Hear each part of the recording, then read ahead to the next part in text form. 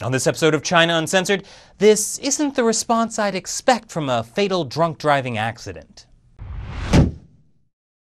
Hi, welcome to China Uncensored. I'm your host, Chris Chappell. Now, for me, this is one of the more bizarre stories I've come across, and it really shouldn't have been. On May 3rd in Pasadena, California, a suspected drunk driver collided with and killed a Chinese international student. Fu Duan, the 21-year-old student, died at the scene. His passenger and the drunk driver were both hospitalized in serious condition. Now, to me, this is a tragedy. Apparently, though, that's not what a lot of Chinese netizens took from it. You see, Fu Duan was driving a Ferrari. I know it's hard to tell from that photo. That's a $230,000 car. Not a lot of people in China can afford that. And since this kid was studying abroad, that means his parents probably have money. It's very common for the children of rich officials and businessmen to study abroad. They're called富二代. The term means the second generation of the rich, and they're often stereotyped as being spoiled and arrogant, and are the source of a lot of resentment. You may remember an episode I did about a富二代who threatened to kill a security guard who wanted to put her purse through a metal detector.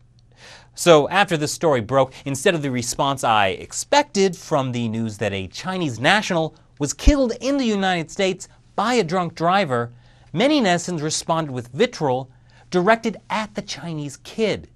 Many assumed that the reason Fu Duan's father's name wasn't being revealed was probably because he was an official and didn't want an investigation. Some were particularly cynical. China ranks alongside third world countries in GDP per capita, and yet if you've paid any attention to the news, you know that China's economy has been booming over the last 20 years. But that money isn't really making the rounds.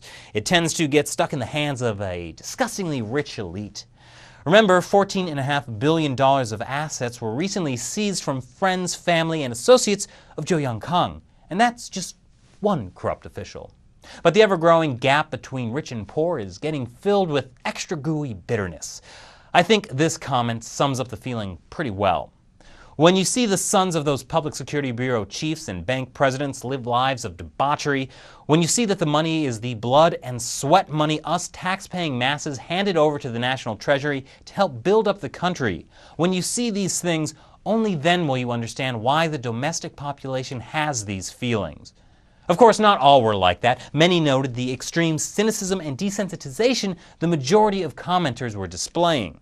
But what do you think of their response? Were they being unreasonable, or does it have something to say about the gap between the haves and have-nots in China?